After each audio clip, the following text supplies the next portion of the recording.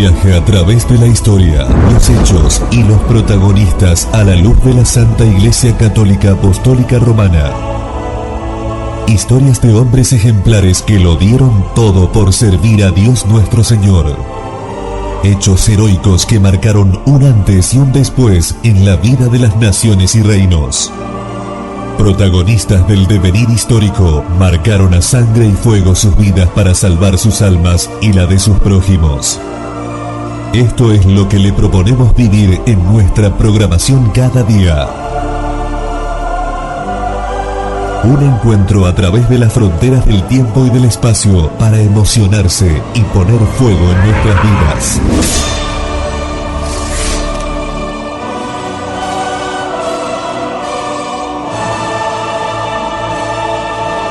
Radio Cristiandad, 24 horas para que Cristo reine. Esta exposición sobre un personaje del cual seguramente muchos han oído hablar, otros tendrán por ahí alguna vaga referencia y algunos posiblemente se enteren de la existencia en esta mañana. Es un personaje muy interesante, se llama Don Gabriel García Moreno. Monseñor me ha pedido esta exposición y creo que vale la pena primero tratar de ver qué sentido tiene hablar hoy de García Moreno en esta jornada de humanidades. Es un personaje realmente central, un personaje crucial en la historia de la cristiandad y especialmente en la historia de la cristiandad de nuestras patrias hispanoamericanas. Es el hombre que marca el siglo XIX con la bandera de Cristo Rey. Este siglo XIX es un siglo crucial en la historia de nuestros pueblos, porque en él se van a dar 4 hechos fundamentales que cuando no los entendemos, cuando no los conocemos, nos vuelven imposible la comprensión de nuestra historia y nos vuelven entonces imposible también entender lo que hoy nos pasa y nos vuelven imposible plantear las soluciones a los problemas que debemos enfrentar. En primer lugar, el siglo XIX es el siglo en el cual se consolida el proceso de independencia de las patrias hispanoamericanas. Proceso complicado, confuso. En segundo lugar, y correlativamente con él, es el siglo en el cual se van a consolidar los distintos estados nacionales. Y en tercer lugar, es el tiempo del afianzamiento del liberalismo y de la masonería sobre nuestras patrias. Es el tiempo en el cual en la vida pública de nuestros países Cristo Rey es arrinconado y es expulsado. Y en el medio de este momento, García Moreno es una figura paradigmática. Es verdad que en el siglo XIX hubo otras reacciones también contra el liberalismo y en defensa de nuestra tradición católica. Tenemos el caso del presidente Portales en Chile y el caso de Juan Manuel de Rosas entre nosotros. Pero los grandes méritos de estos personajes no llegan de ninguna manera a alcanzar la plenitud de la figura de don Gabriel García Moreno. En él se combinan de una manera realmente increíble un catolicismo ortodoxo, militante y cristalino. Cuando uno recorre su obra, sus escritos, sus discursos, es evidentemente el presidente que encarnó políticamente el sílabus de Pío IX. Su vida hizo carne la divisa de Job: milicia es la vida del hombre sobre la tierra. Desde muy joven no hay hecho político, no hay hecho importante en la historia de Ecuador que no lo tenga a García Moreno como protagonista en primera fila, desde los escasos 20 años hasta el momento de su muerte. Y esto además se da sin mezcla de concesiones a la revolución, de concesiones al pensamiento moderno que podemos encontrar en otros personajes dignos de respeto y de admiración también por otros motivos. De ahí que entonces, si quisiéramos responder a la pregunta ¿por qué García Moreno?, es porque nos queda como el arquetipo y el paradigma del estadista católico en nuestras patrias. Cualquiera que se plantee el cumplimiento de los deberes políticos, de los deberes cívicos, no va a poder dejar de tener en cuenta la historia, la vida de este personaje que es García Moreno. Hecha esta pequeña introducción, vamos a ver un poco, primero la historia, brevemente, los grandes pasos. Luego trataremos de hacer una composición del lugar, del espacio físico y del tiempo de García Moreno, y después vamos a hacer algunas reflexiones sobre su obra y sobre la persona. Nace el 21 de diciembre de 1821 en Quito. Su padre es un español que había llegado a América hacía poco tiempo, y su madre, doña Mercedes Moreno, hija de una familia española tradicional arraigada en Quito. García Moreno es el octavo hijo de la familia. Tiene un hermano sacerdote, otros se dedican al comercio, a la agricultura del campo, y pasa su infancia y su pubertad en Guayaquil. Queda huérfano de padre de joven, y su madre le recomienda a un sacerdote, el padre Betancourt, que lo ayude con la enseñanza de su hijo. Prácticamente desde el nacimiento de García Moreno, la vida de Ecuador es bastante agitada. Cuando él tenía prácticamente un año, pasa a Bolívar con la campaña de la independencia. Ecuador queda sumido en una crisis política bastante severa, de la cual sale más o menos con la asunción del gobierno de un personaje que va a ser clave en la primera época de la vida de García Moreno, que es el general Juan José Flores, un venezolano que acompañaba a Bolívar, que va a ser prácticamente el autor de la independencia y el primer presidente de Ecuador. Ecuador en esta época sufre cerca de 18 revoluciones en menos de 6 años, imagínense. Claro, nosotros los argentinos también tenemos una historia parecida. Finalmente, en 1875 asume un dictador fuerte, un Redor Rocafuerte, dictador liberal también al estilo de su época. En el 36 muere su padre, y la madre, como decíamos, le encarga al padre Betancourt la educación. A los 15 años parte para Quito,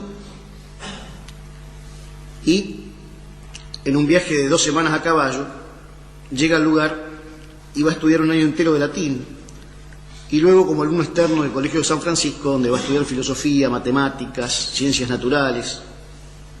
Este colegio era un colegio que dependía de la Universidad de Quito, como el Montserrat de Córdoba o el Colegio Mayor de Buenos Aires.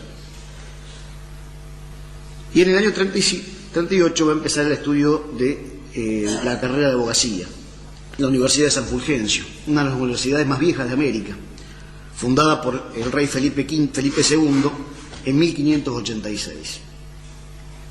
Esta universidad ya dejaba sentir el influjo de la mala doctrina, ideas cartesianas, iluministas, enciclopedistas. Voltaire, Rousseau, Montesquieu eran los autores de moda en la carrera. En el año 39 siente el llamado a la vocación religiosa y pasa un año estudiando para sacerdocio y finalmente se da cuenta que no es esto lo que Dios le pide. Según cuenta su biógrafo principal, que es el padre Alfonso Berté, no era un estudiante común. Durante su época universitaria se preocupó, por una parte, por su formación específica como abogado, pero esto no lo llevó a una especie de encerrarse y a un aislarse de la realidad, sino que también se preocupaba por su formación como militante católico. Mientras era estudiante, toma parte en muchísimos sucesos, en muchos de los conflictos de la época, y en el cual siempre, aún siendo joven, toma el mejor lado, siempre está del mejor partido. En 1844 recibe el título de doctor y posteriormente de abogado, porque en el sistema que tenía Ecuador, que era el sistema hispánico, Luego del título universitario se requería un tiempo en un estudio, en un bufete, para poder acceder al título profesional. También se dedica a hacer expediciones. En el año 45 hace un famoso descenso con un científico alemán, Wiese, en el cráter de Pichincha, que era un volcán. Y en ese momento es cuando parece que se decide ya su vocación política. En un momento alguien le pide que por qué, siendo un hombre tan versado, tan culto, no escribe una historia del Ecuador. Y García Moreno va a dar una respuesta que lo pinta de cuerpo entero. Le dice: mejor que escribir la historia de mi patria es hacer la historia de mi patria. Él no quería ser un espectador de su tiempo y de su país. Quería ser un protagonista, y vaya si lo fue. Ya terminada la carrera, se dedica a la política y trabaja de abogado. Es en esta época donde tiene ya las primeras tentaciones, hombre joven, inteligente, y se ve que la sociedad de Quito lo atraía, hasta que en un momento toma una medida drástica, se rapa la cabeza, con lo cual queda impedido de asistir a toda la serie de reuniones durante un largo tiempo, y esta es la respuesta que él da contra la tentación del mundo. Un corte abrupto. No negociaba con el mundo.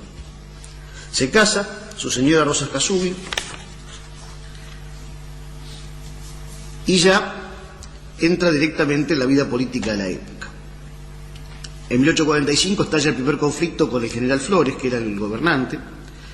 Era el típico general bolivariano, liberal, seguramente masón, pero todavía de los masones de lo que yo llamaría la primera época en América, es decir, que no se atrevían a un enfrentamiento abierto con la Iglesia, sino trataban solamente de arrinconarla y, si podían, de manipularla.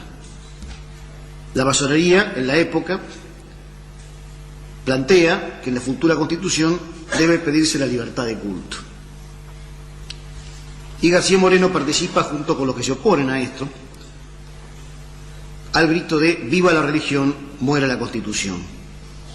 Fíjense que paralelo con la figura de Facundo Quiroga en la Argentina, unos años antes, con la bandera de religión o muerte, contra el proyecto de tratado con Inglaterra que reconocía la libertad de culto en la época de Rivadavia. El mismo problema en todos los países, las mismas falsas ideas, casi al mismo tiempo, solamente cambian los personajes y los lugares. García Moreno tiene 24 años en esta época. Aquí hay una anécdota muy interesante, porque hacen una especie de revolución en contra de Flores, y claro, les pasa lo de siempre. Problema endémico de los contrarrevolucionarios: no tienen armas. Las armas siempre pertenecen al bando de los liberales. Y García Moreno se le ocurre un estratagema. Se entera de que el general Flores va a mandar una columna con armamento a un lugar.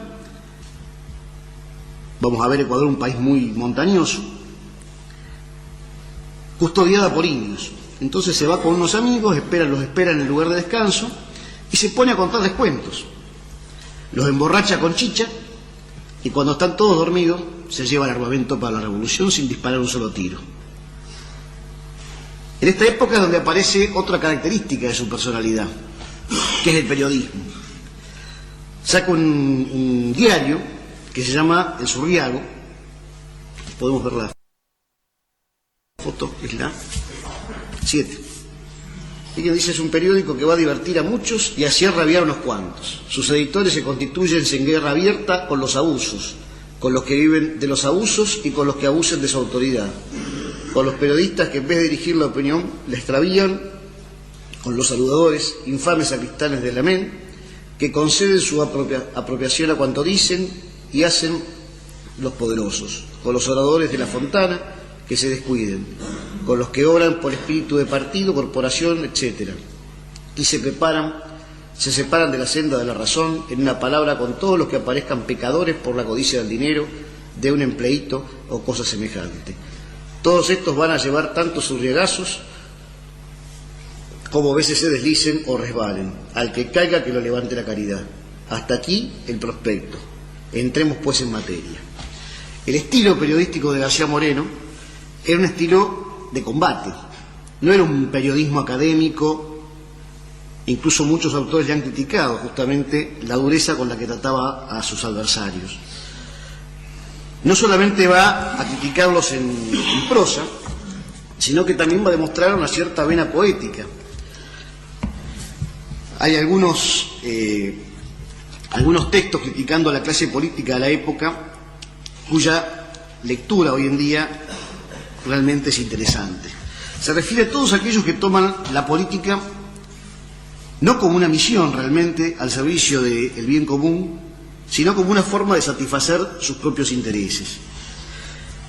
Criticando este estilo, dice García Moreno: si quieres a todo trance en política medrar, procura ser diputado y es muy fácil lo demás. Hay que tener dos conciencias, dos caras que remudar, dos opiniones, dos lenguas y voluntades un par. Tendrás el pico del oro, las uñas de gavilán, la artimaña de la zorra, del lobo el hambre voraz. Fíjense qué descripción de nuestros políticos, de nuestra clase dirigente. Tiene prácticamente un siglo y medio la descripción, y sin embargo, ¿a cuántos hoy en día se aplicaría de lo que conduce el destino de nuestros pueblos? Como vemos, el problema no es de hoy, sino de hace bastante tiempo. Finalmente, en 1846, es elegido gobernador de Guyas, designado por el presidente en un pequeño estado de Ecuador, donde logra poner orden. Este cargo de gobernador de Guyas lo va a proyectar siendo todavía un hombre joven, 25 años, a la escena internacional. Va a estar en relaciones con los gobiernos de Colombia y de Perú, buscando crear una suerte de confederación de estados hispanos del Pacífico, porque veía que cada uno de ellos aisladamente no podían resistir la presión de las grandes potencias de la época. En el año 49 hace su primer viaje a Europa, que va a ser realmente importante, porque allí va a tomar contacto, recorre Inglaterra, Francia y Alemania, aunque principalmente reside en París, es un viaje corto, dura 4 o 5 meses. Va a tomar contacto con la contrarrevolución. Es la época en la cual en España está en auge la Segunda Guerra Carlista, y en Francia todavía frescos los recuerdos de la Comuna de París de 1848. A la vuelta de regreso va a tener también una actuación muy importante, encontrándose en Panamá para cambiar de barco para el Pacífico. Se encuentra con una cantidad de sacerdotes jesuitas que acaban de ser expulsados de de Colombia, y entonces García Moreno los convence de que vengan a Ecuador. En el mismo barco venía un agente de la masonería colombiana con la idea de hablar con el presidente de Ecuador para impedirle el desembarco. García Moreno se les adelanta y logra que los jesuitas se instalen, si bien por breve tiempo, en el Ecuador. Esto lo lleva también a una acción periodística de defensa de los jesuitas en la época, y lo lleva al enfrentamiento con el general Urbina, número 9, que va a ser uno de sus peores contendientes. Es el representante del Partido Liberal, y va a ser uno de sus enemigos, como decíamos, durante gran parte de su vida. Es el primer conflicto que tiene con él. Urbina es presidente de Ecuador desde 1852 al 56. Funda un nuevo diario, La Nación, y en los ataques permanentes que hace contra Urbina, termina finalmente desterrado en Colombia. Preso durante prácticamente un año, logra escaparse, y viendo que por el momento no es mucho lo que puede hacer en su país, decide aprovechar el tiempo, volver a Europa y terminar su formación. Entre el año 1854 y 1856 reside en París, donde se va a dedicar de una manera intensiva al estudio de historia, de crítica literaria, mineralogía y también geología. Cuenta el padre Berthe en sus memorias que estudiaba 16 horas diarias. A pesar de que pasó estos 3 años, llevaba una vida prácticamente de monje en París.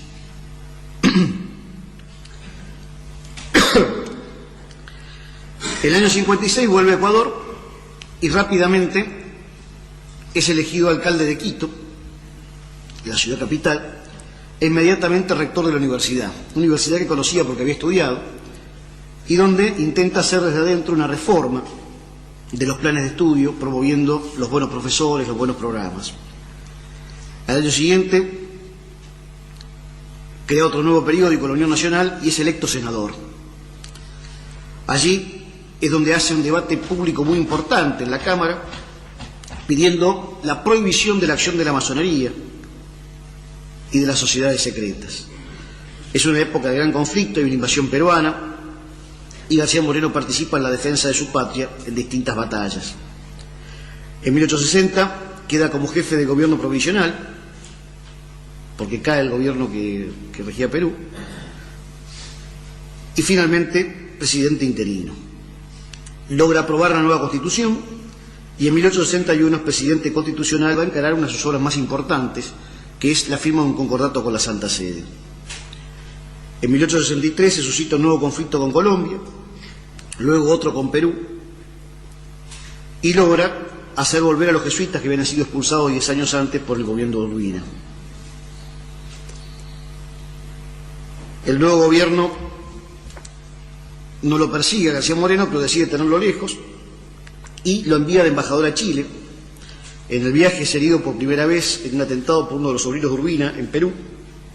Por suerte no se recupera, pero ya es evidente que la masonería lo tenía entre la lista de los que no quería. A la vuelta es electo nuevamente senador, pero no puede asumir. El propio Congreso lo rechaza la elección, pero el gobierno de Carrión, que era un hombre que él había ayudado a subir, no se mantiene mucho más y cae rápidamente. En esta época muere su primera esposa, se casa en segundas nupcias con una pariente, también Mariana de Salazar, y en el año 1869 es nuevamente presidente interno por un golpe de Estado. Viendo que la cosa no funcionaba, García Moreno se decide por protagonizar un alzamiento y electo ya, y llegado ya como presidente de facto, decide reformar la Constitución. Él había hecho su primera experiencia y se daba cuenta que la Constitución anterior hacía imposible el gobierno. Era una Constitución liberal, demagógica, y esta nueva Constitución va a ser una encarnación del derecho público cristiano. Ahí establece la religión católica como la única religión del Estado, con prohibición de todo otro culto. Establece la obligación de que todos los funcionarios públicos deben pertenecer a la religión católica y prescribe con penas muy graves la pertenencia a las asociaciones secretas. Logra aplicar el concordato que había firmado en su primera presidencia y que había quedado medio de lado por los gobiernos posteriores, y finalmente la apoteosis, que es la consagración de su patria al Sagrado Corazón en 1873. En 1975, ya terminando su segundo periodo de gobierno, la mejora general que había logrado en su país hacían segura su reelección, y es en este momento cuando la masonería encarga su asesinato. En 1875 muere asesinado a la salida de misa por un tal Rayo, y después de su muerte Ecuador va a tener gobiernos bastante malos, pero luego en 1885 van a venir también gobiernos que lo van a reivindicar y van a tratar de continuar su obra. Esta es rápidamente la vista. ¿Cuál era la situación? ¿Cuál es el lugar y el tiempo en el que le toca estar a García Moreno? El mapa primero. Ahí tiene Ecuador. Joven, un pequeño país, de los más pequeños de América del Sur, situado entre Perú al sur, Colombia al norte y el Océano Pacífico. El país tiene una costa de más o menos 1000 kilómetros de norte a sur, con su puerto principal en Guayaquil, y el país está dividido prácticamente en 3 franjas, de norte a sur, dividido por las 2 ramas de la cordillera de los Andes que bajan. Hay una franja costera muy fértil, luego la primera cadena montañosa, una meseta en el centro, donde se encuentra Quito, que es la capital, que tiene un clima de prácticamente primavera todo el año, y luego de la segunda cadena montañosa, una parte selvática, prácticamente en la época de García Moreno y aún hoy todavía no habitada sino por tribus salvajes.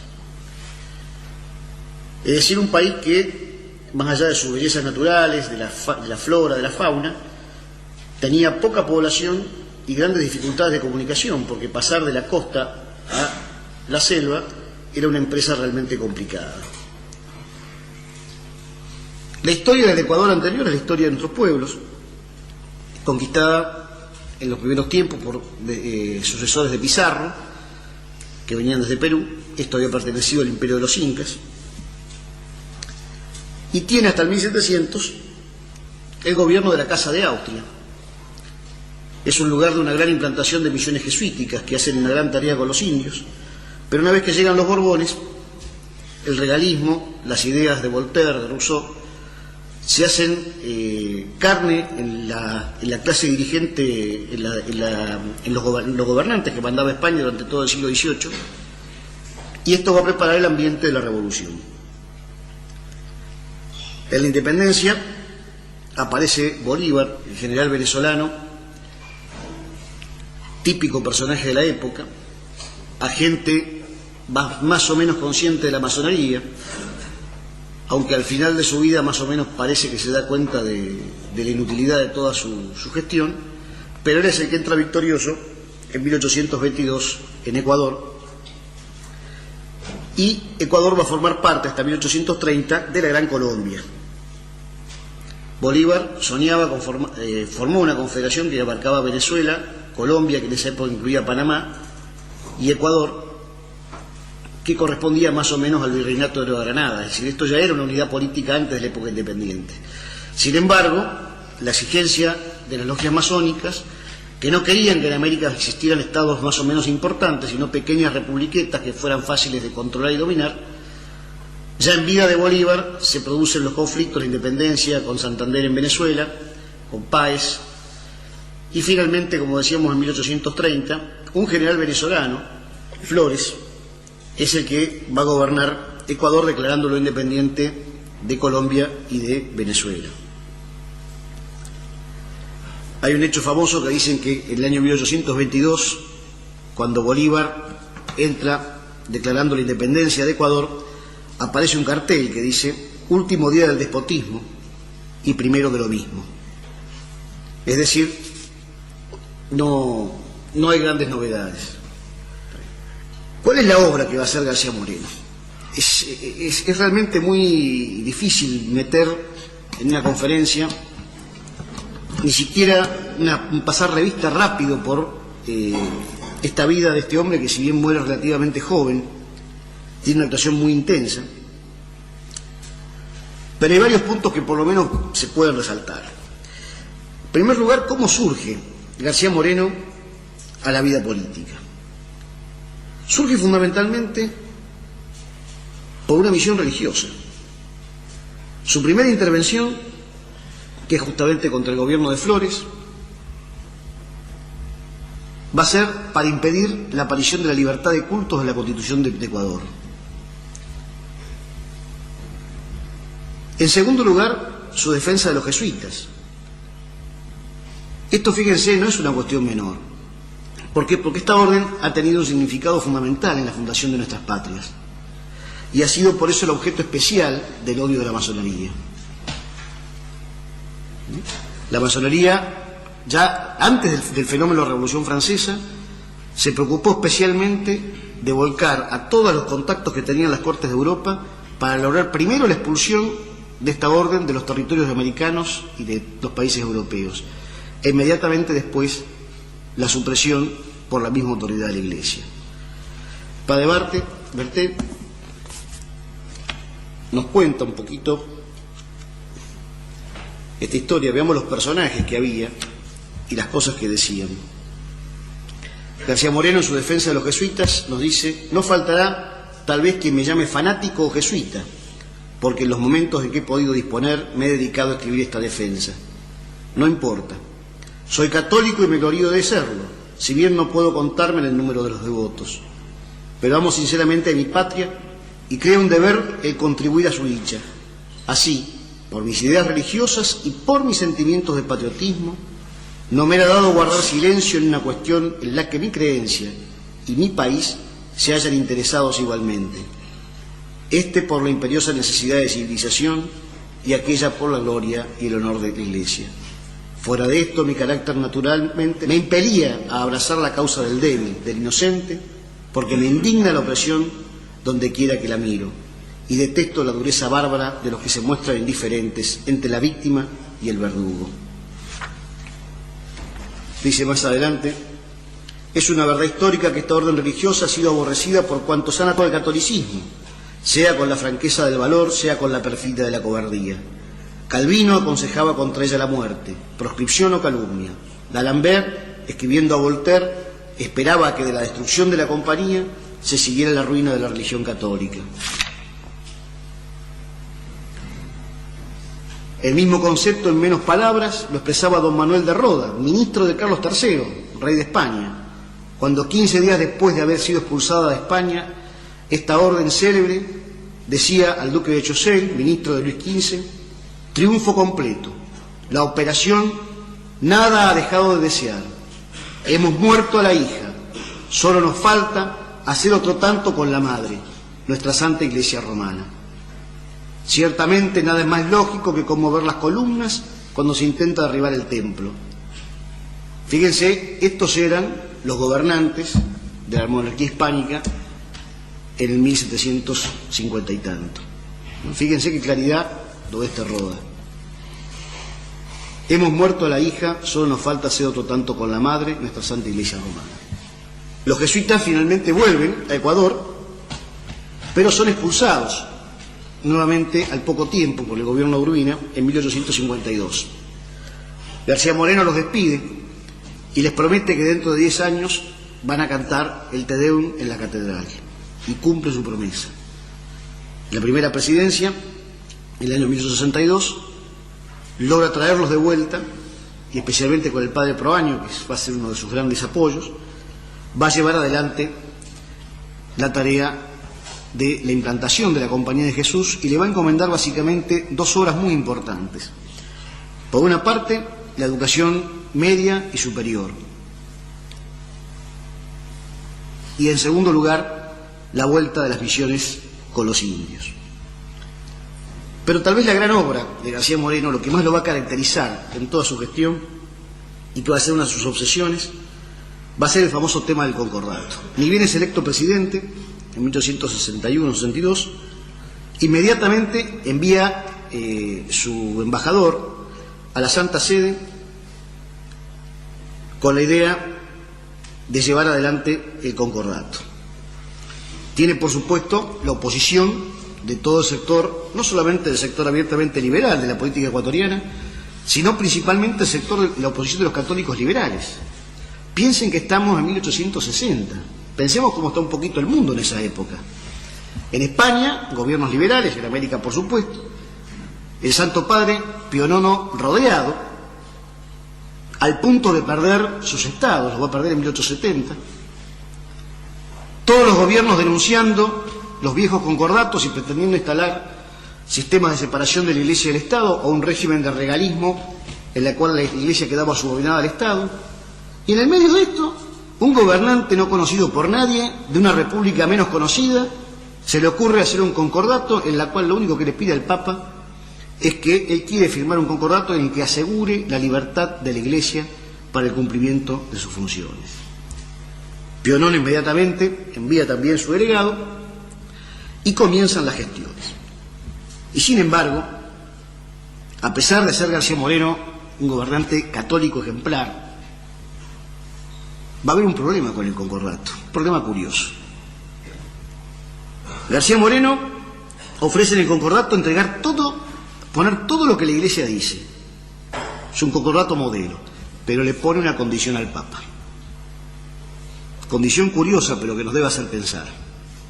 La condición que le pide es que el Santo Padre designe un administrador apostólico en Ecuador con plenos poderes para la reforma del clero. Se intercambian las notas reversales. Finalmente, Llega el concordato a Ecuador y cuando el nuncio se lo entrega, García Moreno le dice, pero acá falta algo. Pero si está todo de acuerdo a lo que hemos puesto, sí. Falta la designación del administrador apostólico con plenos poderes para la reforma de la Iglesia. Y le hace contestar a Pío IX, a través del nuncio, dice, si el Santo Padre, el nuncio le dice, bueno, que no, que esto va a tener problemas con la Iglesia, porque los obispos se van a sentir despojados de su autoridad, y García Moreno en esto es implacable. No cede nada, le dice, si el Papa no puede reformar la Iglesia, yo no puedo aplicar el concordato. No hay posibilidad de un Estado católico con una Iglesia destruida. Y el clero en esa época estaba muy mal. Venía mal ya de antes de la época de la independencia. La expulsión de la Compañía de Jesús en todo nuestro continente dejó una iglesia en primer lugar exangüe. De América se expulsan 6.000 jesuitas en 1756, que eran no solamente un sector muy numeroso del clero, sino el más formado y el único que realmente era independiente del poder político. El clero que queda en América, después de la expulsión de los jesuitas, en gran medida, es un clero, sobre todo el alto clero, que debía su cargo a sus relaciones familiares o de amistad con los funcionarios de la corona, y no a su celo apostólico y a su calidad teológica. Era un clero bastante prebendario. Con la ruptura de relaciones con la Santa Sede por el proceso independentista, además se había ganado la inmoralidad en el clero. García Moreno tiene un episodio famoso en el cual se opone al nombramiento de unos párrocos, diciendo que uno de ellos era un taur y el otro un inmoral. De ahí que se gana la fama del mote que también se le aplicaba a Constantino del obispo del exterior.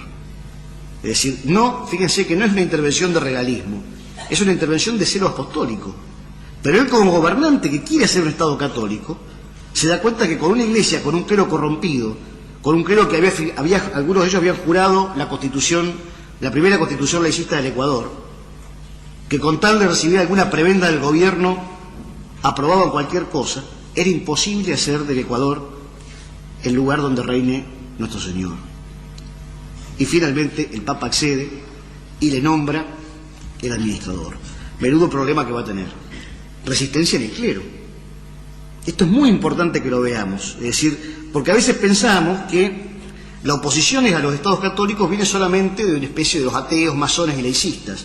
También hay una resistencia de católicos liberales, de parte del clero, que están bastante cómodos en esta situación, en esta especie de cosa media de un liberalismo que no persiga demasiado. De este clero que, como decía el padre Castellani, acepta cualquier gobierno, varón o mujer, con tal de que dé un poco de plata y no moleste demasiado. García Moreno es implacable con esto. Va a organizar concilios provinciales, va a organizar concilios nacionales, para proveer una serie de reformas del clero y una medida fundamental, que es la creación de tribunales canónicos eclesiásticos, para que juzguen a los curas de mala conducta. Cuando termina su primer gobierno, esto después nuevamente queda en la nada, y cuando vuelve a ser electo presidente, nuevamente va a poner en práctica todas estas medidas. Modelo de concordato y modelo de esta actitud de requerir justamente la reforma del clero como una condición para poder hacer un Estado católico. Y finalmente se va a ocupar de muchas otras cosas. Ya hemos hablado justamente de la reforma eclesiástica, que él va a considerar fundamental y sin la cual no puede llevar adelante su programa. Y el segundo elemento que va a poner, bueno, se va a traer los jesuitas de vuelta, se van a crear nuevas diócesis. Él en ese sentido, justamente Pío IX tenía una gran ventaja, que fue el primer papa que había visitado el continente americano, y se daba cuenta que uno de los problemas graves que había era el tamaño de las diócesis, el tamaño físico. Con los medios de transporte de la época era imposible recorrer la diócesis, con lo cual muchos curas directamente no veían al obispo por años. De ahí que Pío IX favorece la creación de nuevas diócesis para que el obispo esté en mayor contacto con sus sacerdotes. El otro tema que va a acometer es la reforma del ejército. El ejército ecuatoriano estaba formado en gran medida por las bandas de oficiales de Bolívar que habían quedado desperdigados por América. Era un ejército con un alto grado de inmoralidad y que cuando no tenía alguna guerra se dedicaba al saqueo de las propias poblaciones. García Moreno, que en sus estadías en Francia había estudiado especialmente, no era militar de profesión, pero había pasado gran parte de su vida haciendo la guerra, reforma el ejército, crea un pequeño ejército permanente muy chico, manda a los oficiales a estudiar a Prusia. Prusia en esa época era la potencia militar que había derrotado al ejército francés en el Sedan, en 1870, crea el colegio militar, crea fábricas de armamento, una de ellas incluso en una hacienda que la dirige él mismo, y le nombra capellanes militares no solamente para que les celebren misa y les den los sacramentos, sino para que formen y eduquen en las virtudes cristianas a los soldados. Y Ecuador va a tener al fin del gobierno de García Moreno un ejército muy respetado por las potencias vecinas, por el nivel de instrucción y por la moralidad. Hay una anécdota muy famosa que cuentan de un oficial que encuentra una cantidad de dinero, un paquete, y entonces se lo hace llegar al dueño. El dueño, agradecido, que es un comerciante extranjero, le quiere dar 100 pesos al oficial. El oficial le dice que de ninguna manera, que no le corresponde aceptarlo. Entonces interviene el presidente García Moreno y le dice al capitán: no tenéis ninguna razón para rehusar este agasajo que os quiere hacer voluntariamente y como reconocimiento a este acto de honor y lealtad vuestro.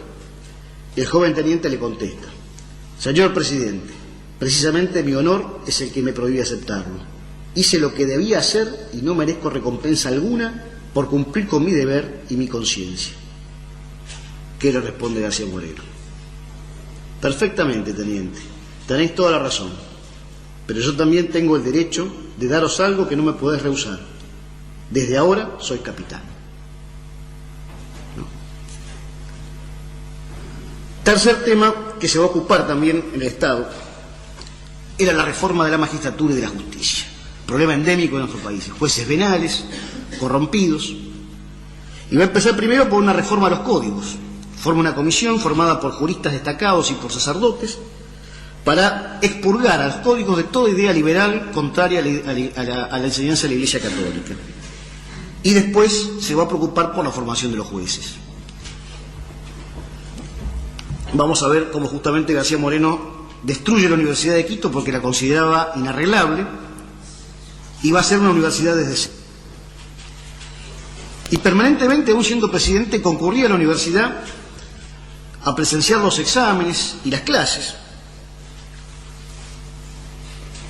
Y en un momento, un día un cierto aspirante al doctorado está allí y García Moreno le hace preguntas. Y este contestaba bien todo sobre el código, etcétera, etcétera. Y García Moreno le dice: conoce usted perfectamente el derecho, pero usted ¿también sabe el catecismo? Un magistrado debe conocer ante todo la ley de Dios para administrar justicia. Le hice una serie de preguntas y viendo que no sabía nada le dice: caballero, sois doctor, pero no ejerceréis vuestra profesión hasta que hayáis aprendido la doctrina cristiana. Y de unos cuantos días al convento de los franciscanos para aprenderla. Gracias a la nueva Constitución, él interviene directamente en la designación de los jueces. Y además controlaba el ejercicio de la magistratura.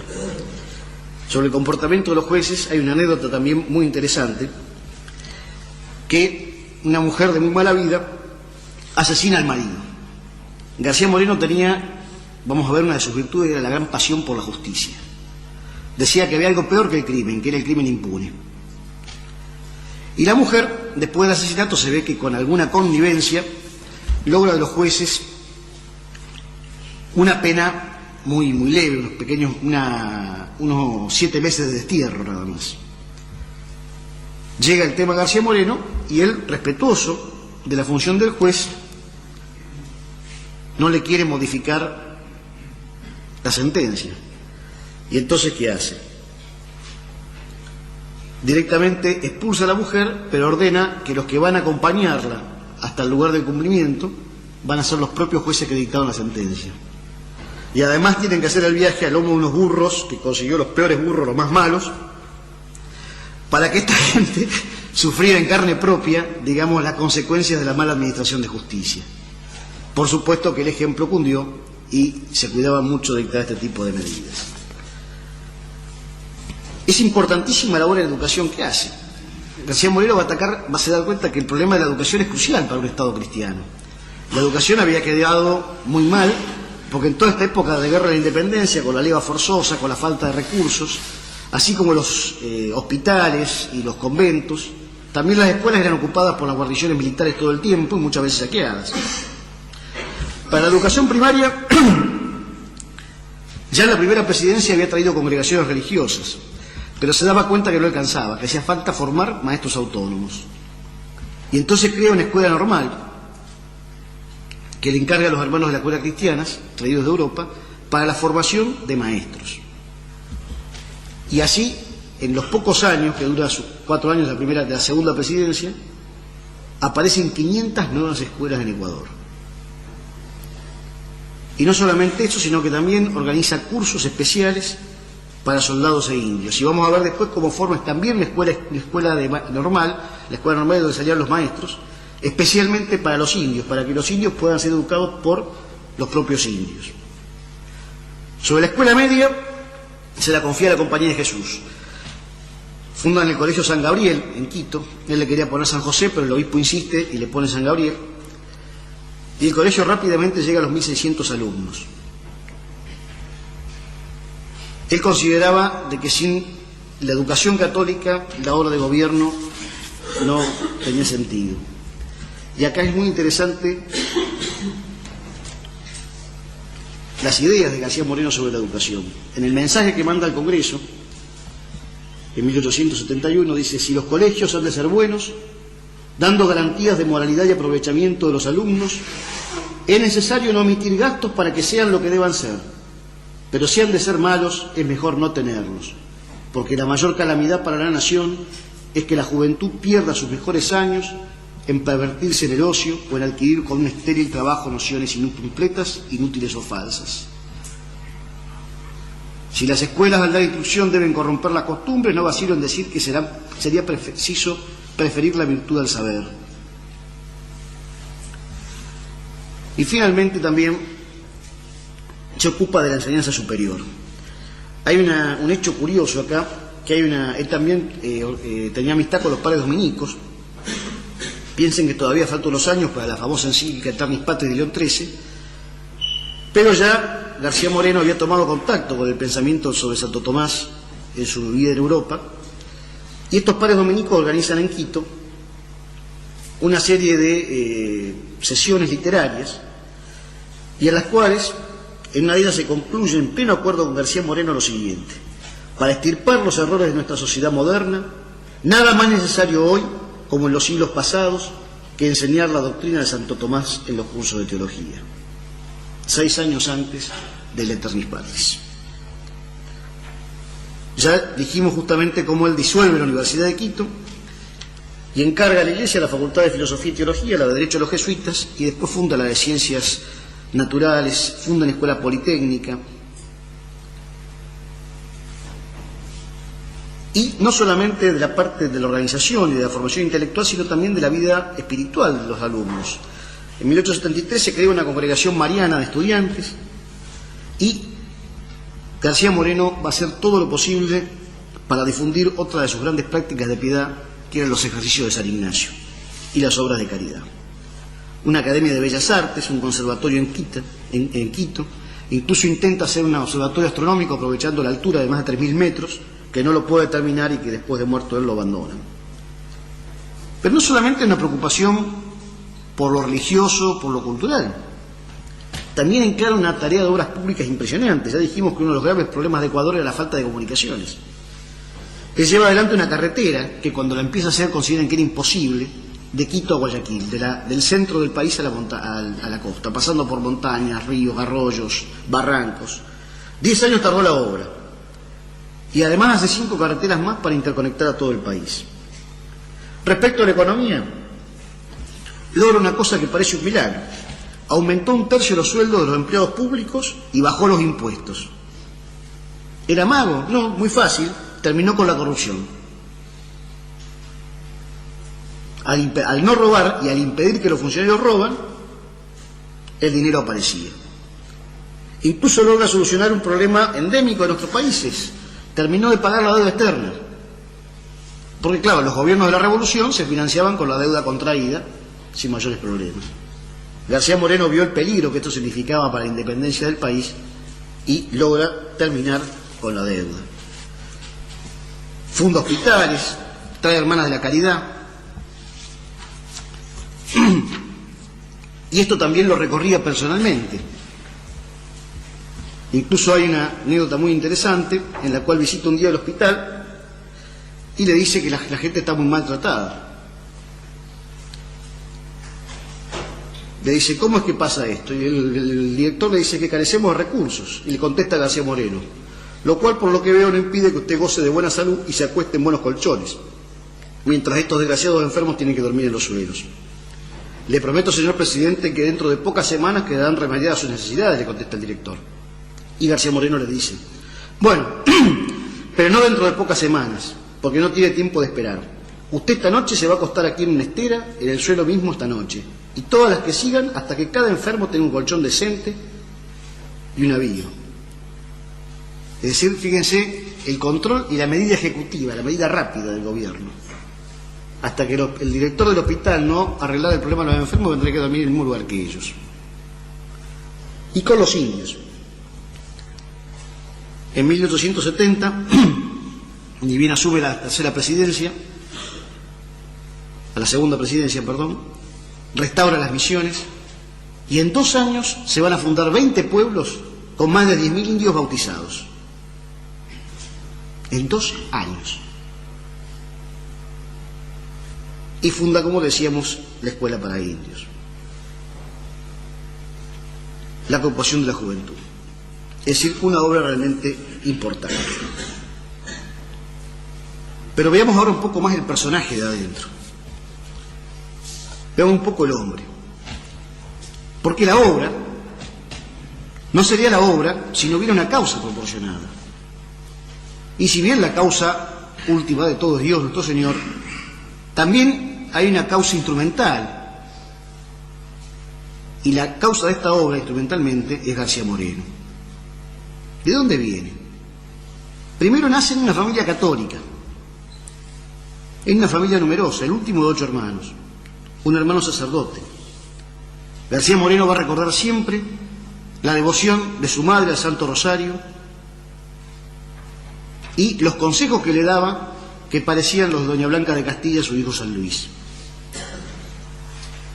Este aporte de la tradición familiar le va a permitir sortear una mala universidad e incluso una época en la cual, tal vez por las preocupaciones políticas, se había apartado un poco de la práctica religiosa.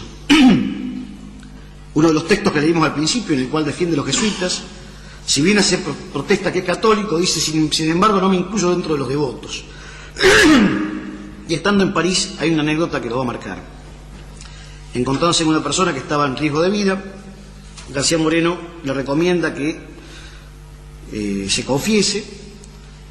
Este se niega, bueno, hay toda la discusión, le da una serie de argumentos y finalmente alguien le dice, bueno, sí, está todo muy bien, pero usted hace mucho que no se confiesa. Y García Moreno, con esa entereza de alma que lo caracteriza, le dice, mire, ese argumento que usted cree que es muy fuerte, vale para hoy. Y el mismo día va y se confiesa y vuelve nuevamente a la vida de piedad. El atentado que tiene que sufrir en su vida en Perú cuando va de tránsito a Chile para ser embajador, también lo marca y a partir de este momento es un hombre de vida de oración. Se mantiene y se han encontrado algunos textos. García Moreno hacía prácticamente todos los años ejercicios espirituales. Y se han encontrado también un plan de reforma de vida que surge de estos ejercicios. Y fíjense lo que era. El programa está dividido en 2 partes. La primera parte se refiere a la vida pública. Se obligaba a no decir nada sin pensarlo, sin hacerse asesorar convenientemente, a escribir todas las mañanas lo que había de hacer durante el día, a hacerlo todo exclusivamente ad maiorem Dei gloriam. La segunda parte se refería a su vida privada.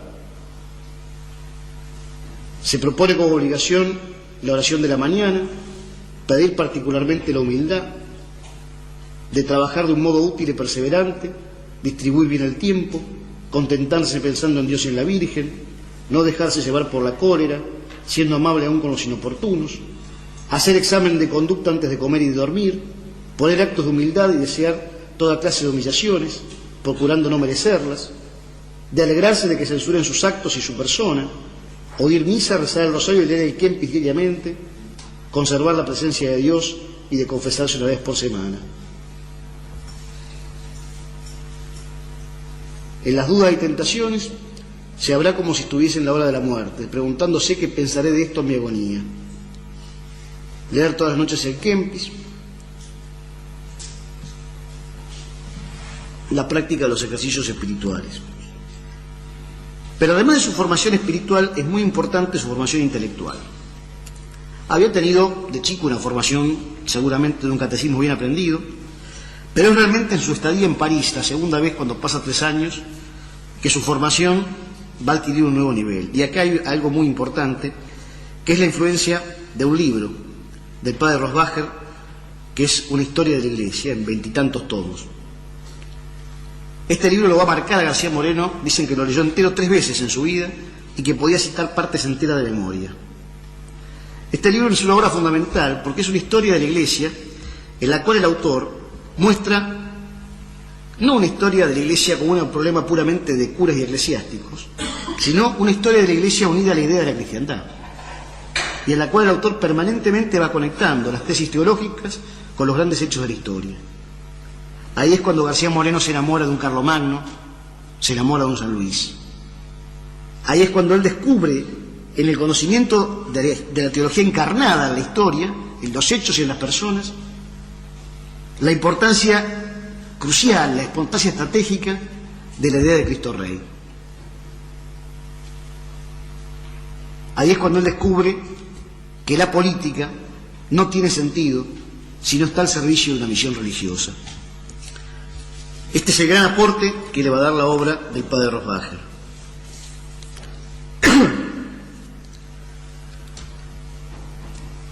A través de esta obra se da cuenta que la historia de la humanidad es la lucha entre 2 ciudades, como lo plantea San Agustín: la ciudad del hombre, en la cual el hombre por amor a sí mismo llega al desprecio de Dios, y la ciudad de Dios en la cual el hombre por amor a Dios llega hasta olvidarse de sí mismo. Idea que encarna prácticamente con la meditación de las 2 banderas que tantas veces habrá hecho en los ejercicios de San Ignacio. Como Cristo nuestro Señor, como sumo caudillo del bien, llama a todos a servir bajo su bandera.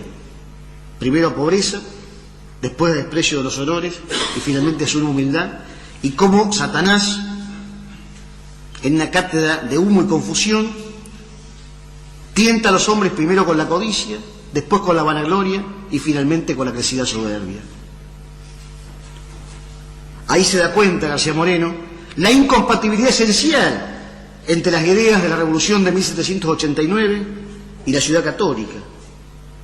Se da cuenta de la falsa propuesta del liberalismo católico que buscaba estas paridades blasfemas entre la Iglesia y la Revolución, como decía San Pío X. Ahí se da cuenta que sin una política al servicio de una misión religiosa, la fe de la mayoría, la fe de los simples, la fe de los débiles, quedó sin protección.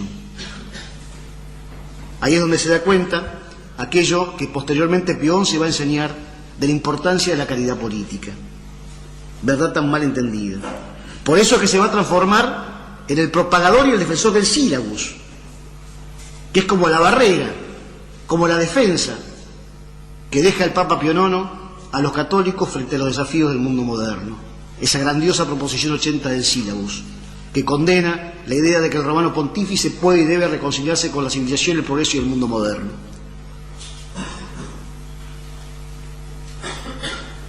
Por eso es que García Moreno va a considerar que su obra no está terminada, que no alcanza simplemente a construir iglesias y edificios, sino que el verdadero estadista católico es aquel que logra que Cristo reine en las leyes y que reine en las costumbres, que el cristianismo realmente viviseccione toda la vida social.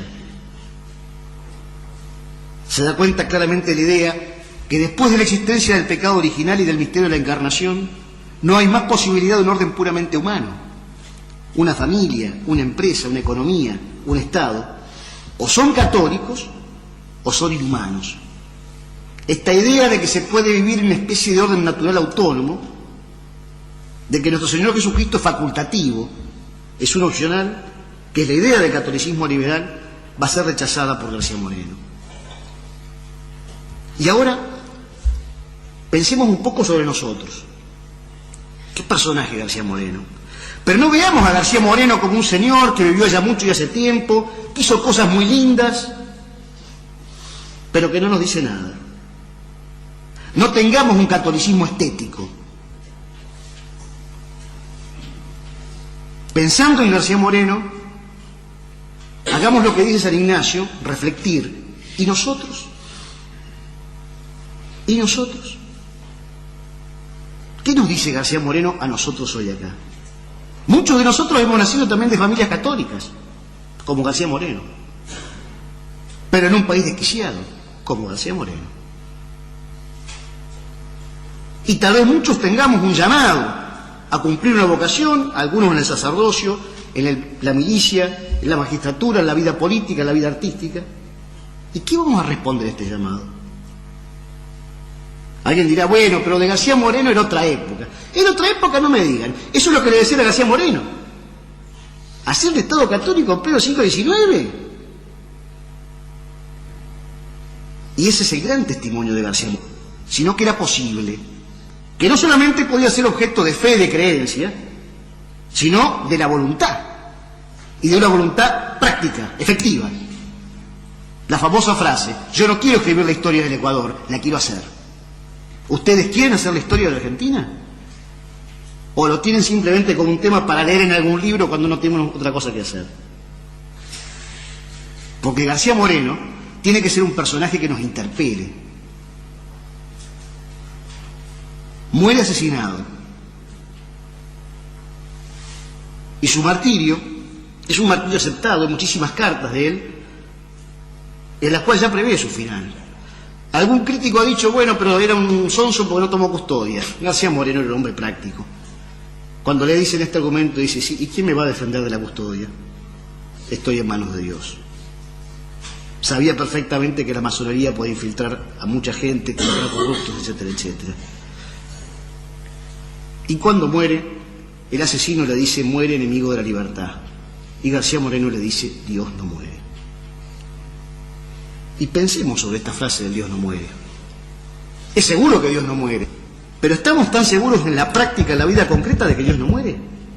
Cuando uno ve hoy a tantos católicos, o sedicentemente católicos, que no creen más en la realeza de nuestro Señor Jesucristo, es porque en el fondo, de alguna manera piensan que Dios ha muerto.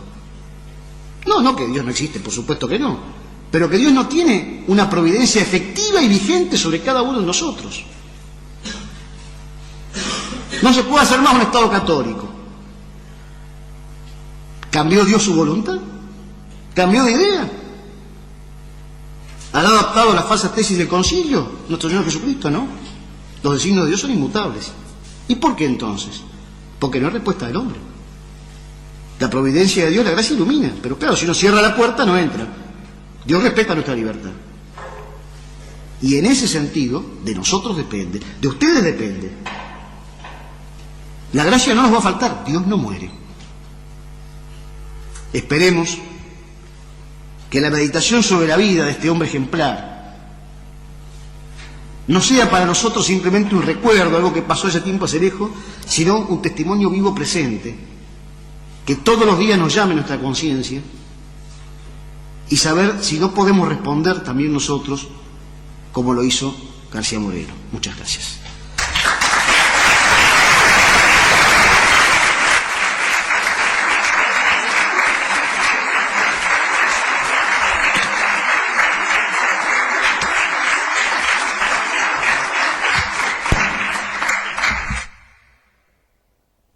Y muchas cosas. En primer lugar, yo creo que la vida de García Moreno en esto nos muestra un ejemplo. En primer lugar, la fidelidad a su formación católica original. Todos ustedes están ya terminando la secundaria, algunos ya han terminado la universidad. Es una época de fuertes tentaciones. Ahí tienen el ejemplo de García Moreno. El estudio específico, pero al mismo tiempo la militancia católica. No caer en el error de que yo primero me tengo que formar para que después algún día voy a poder hacer algo. El que piensa así nunca hace nada. Hay que seguir al viejo refrán español, a Dios rogando y con el mazo dando. Preocupación por la formación. Fíjense que García Moreno en un momento se da cuenta de que si él tiene que hacer algo en política, tiene que estar a la altura de las circunstancias. 3 años pasa en París estudiando 16 horas por día. Pero no es la del intelectual que se refugia en una torre de cristal, es la del hombre que está preparándose y entrenándose para dar la batalla. Compromiso existencial con nuestro tiempo. Pueden, en primer lugar, formarse, hacer grupos de estudio, ver en el ambiente que están, en la facultad, en la universidad, en la empresa. Siempre van a encontrar algo que Dios les pone adelante. Y eso es lo que hay que hacer. Evitar la tentación de que yo estoy para la que no me toca ahora. La providencia divina nos marca, con los hechos que nos tocan, nuestros deberes de Estado. Y es posible juntarse y organizarse con otros jóvenes y dar una batalla por la universidad. No se podrá en todas partes, pero en muchos lugares se puede hacer.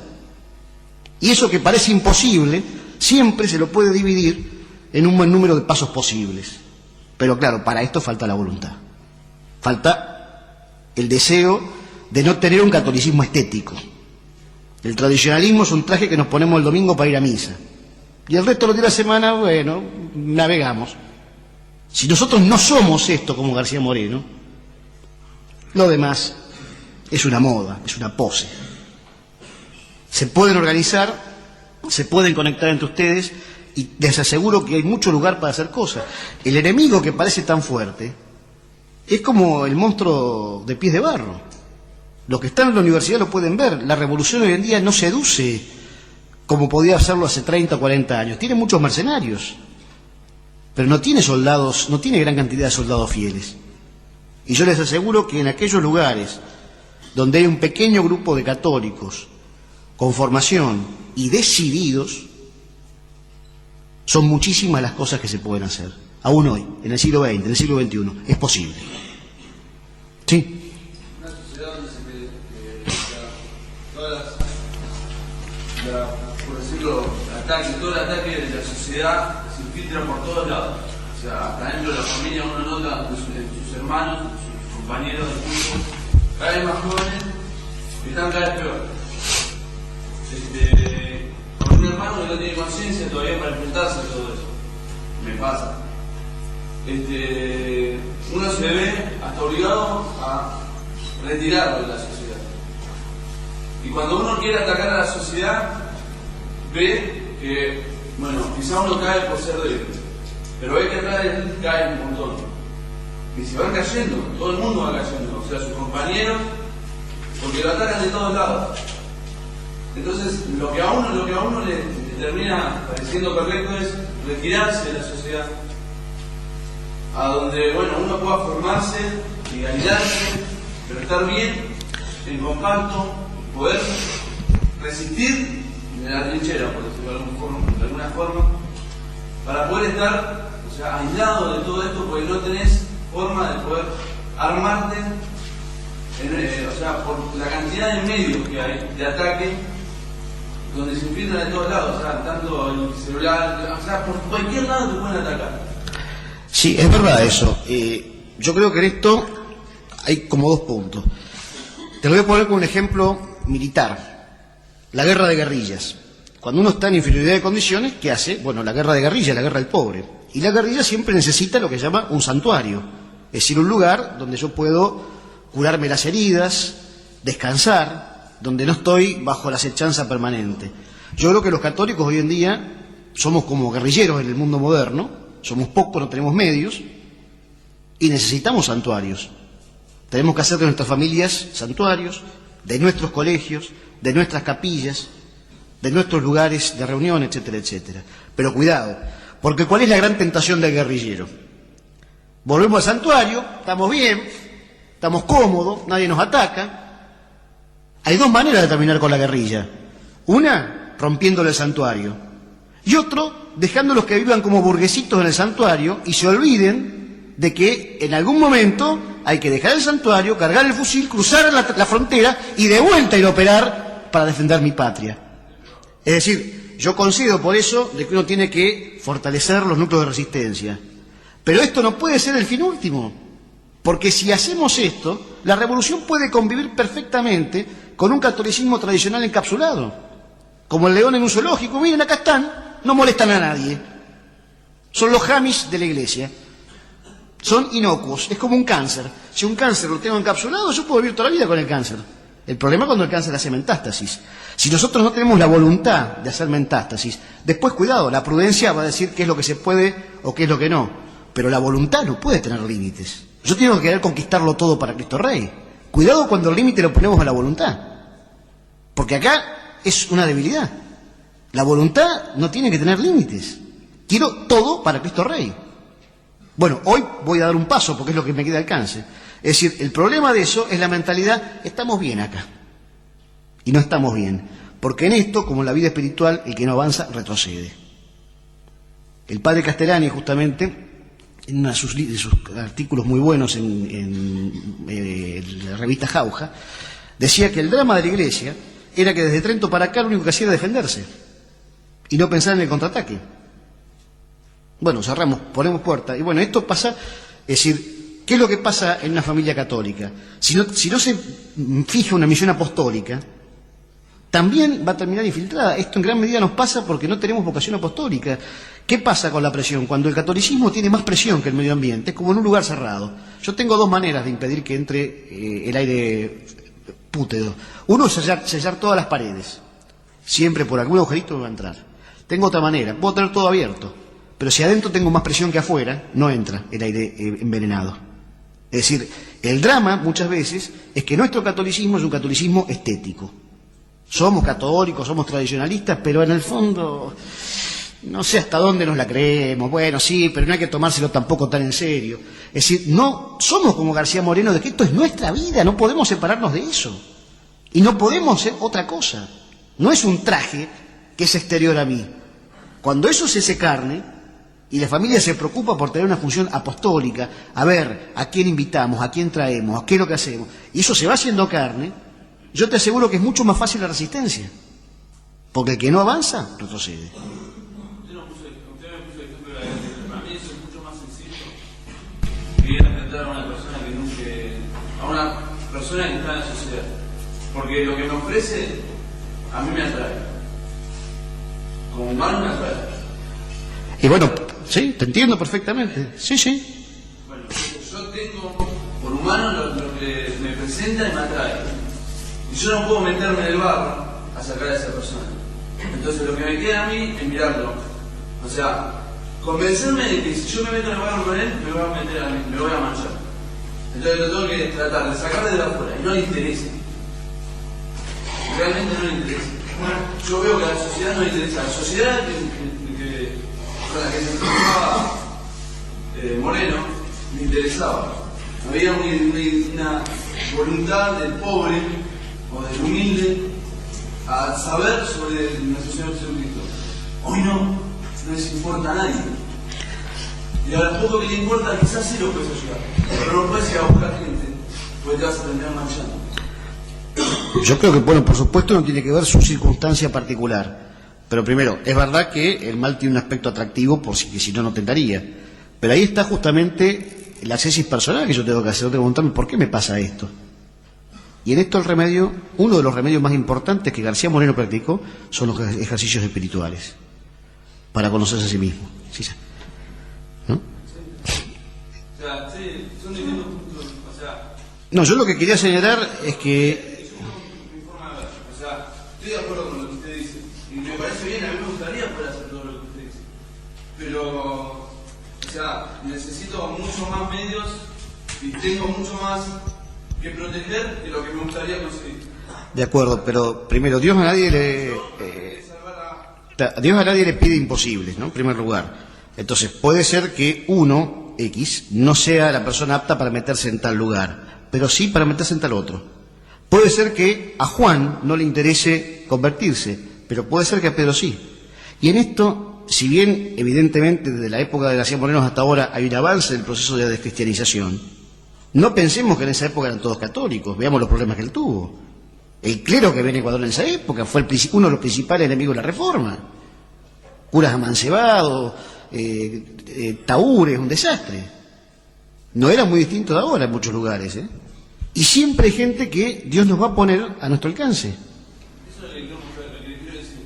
O sea, el clero desmoralizado en aquella época, para la gente humilde estaba mal. Hoy no. ¿Me entiende lo que le quiero decir? También está mal, ¿eh?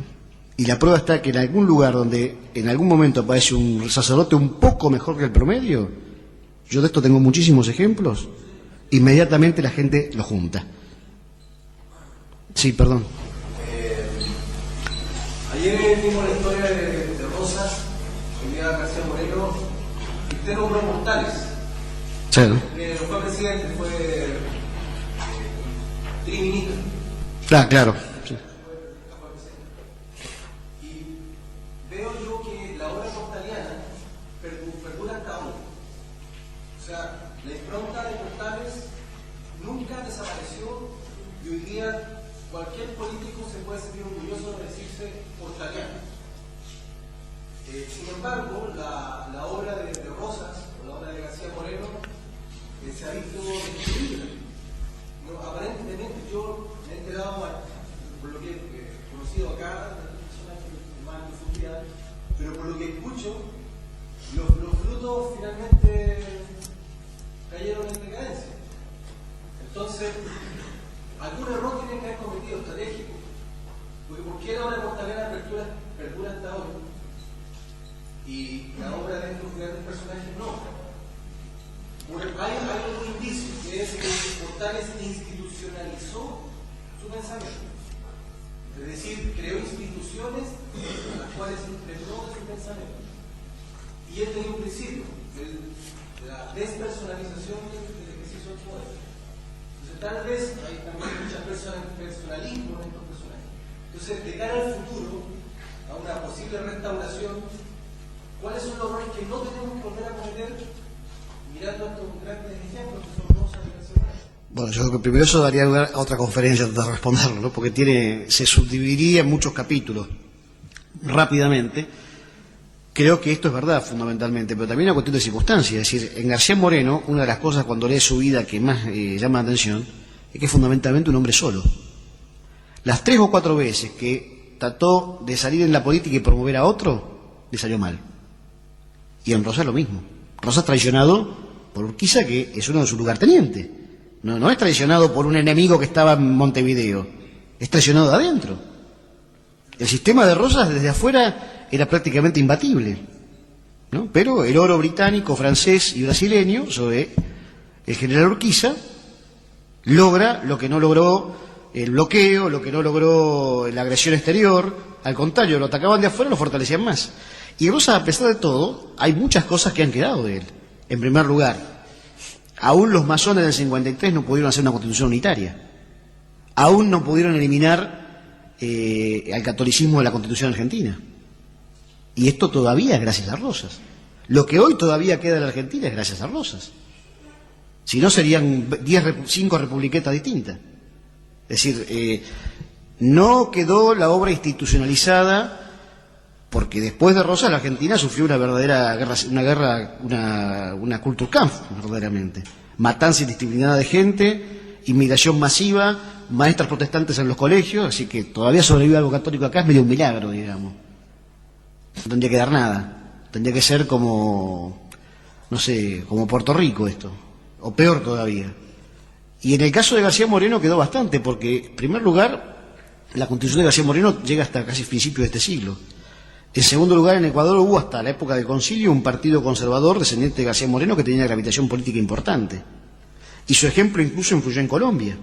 Colombia en 1902 ganan nuevamente los católicos y logran una buena constitución, con el obispo de Pasto, Ezequiel Moreno, etcétera, etcétera.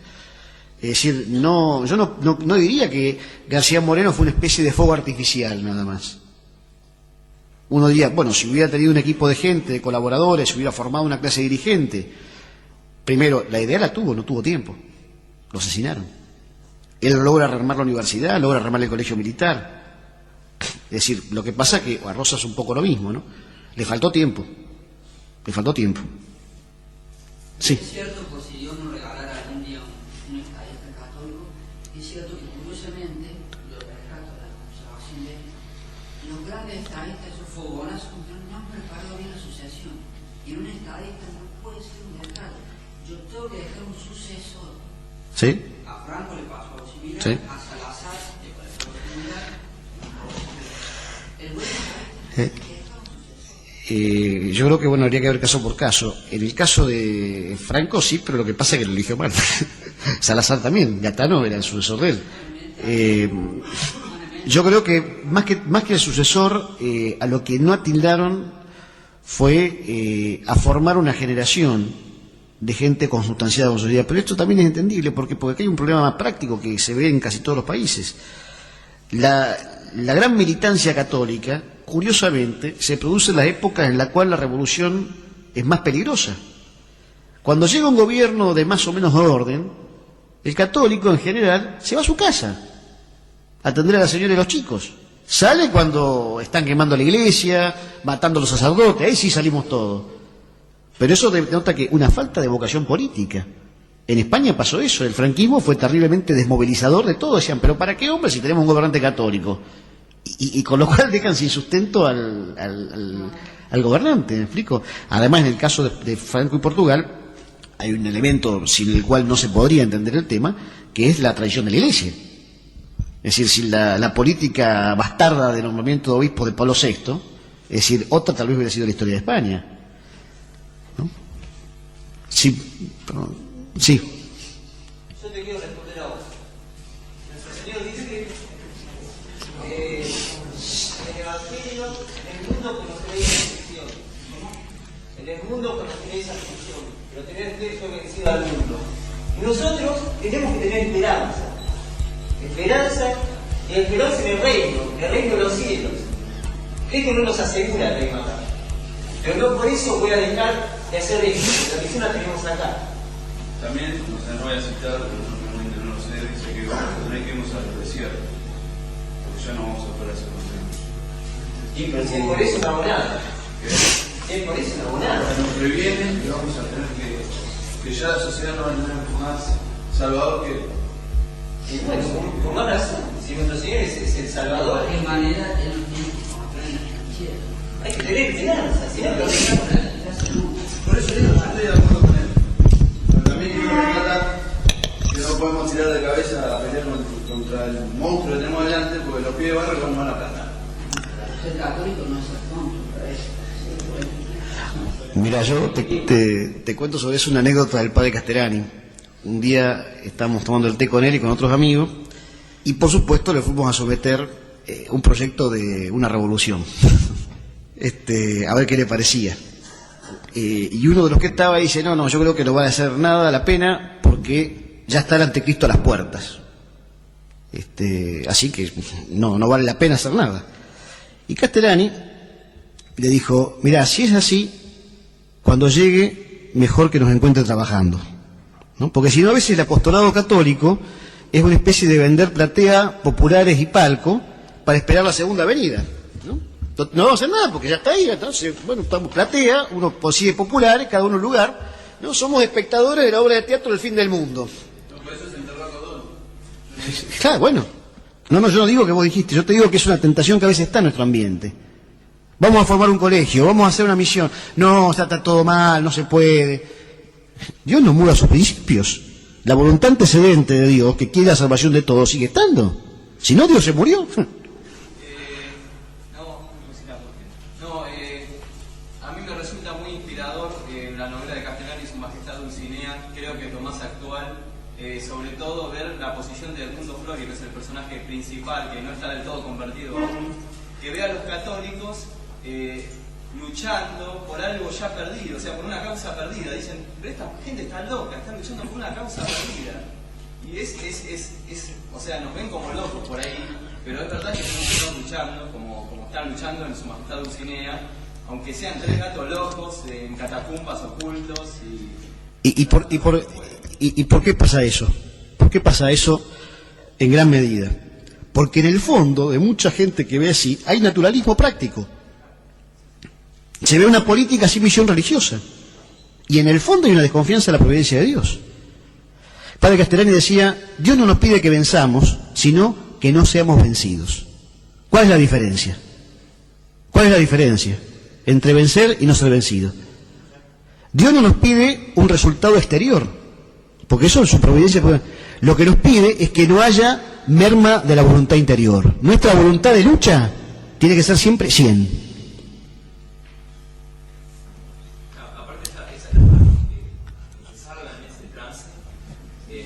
para Dios vale.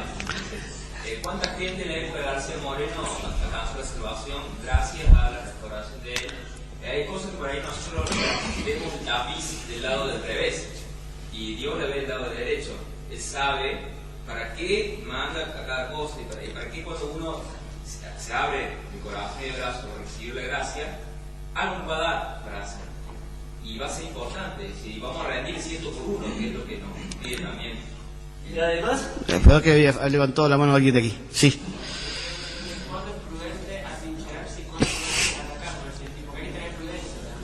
Bueno, no hay una receta mágica. Pero primero, uno observa la realidad. Segundo, pide consejo a los que saben. Y tercero, se forma para tener en algún momento el criterio de prudencia. Es decir, no hay un manual que diga cuando pasa A, B, cuando pasa... No. La prudencia justamente supone un conocimiento de principios inmutables y una gran capacidad de comprensión de la realidad cambiante que tenemos delante. Un viaje a través de la historia, los hechos y los protagonistas a la luz de la Santa Iglesia Católica Apostólica Romana.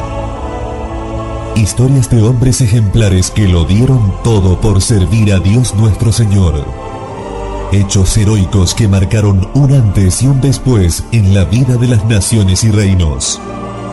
Protagonistas del devenir histórico, marcaron a sangre y fuego sus vidas para salvar sus almas y la de sus prójimos. Esto es lo que le proponemos vivir en nuestra programación cada día. Un encuentro a través de las fronteras del tiempo y del espacio para emocionarse y poner fuego en nuestras vidas.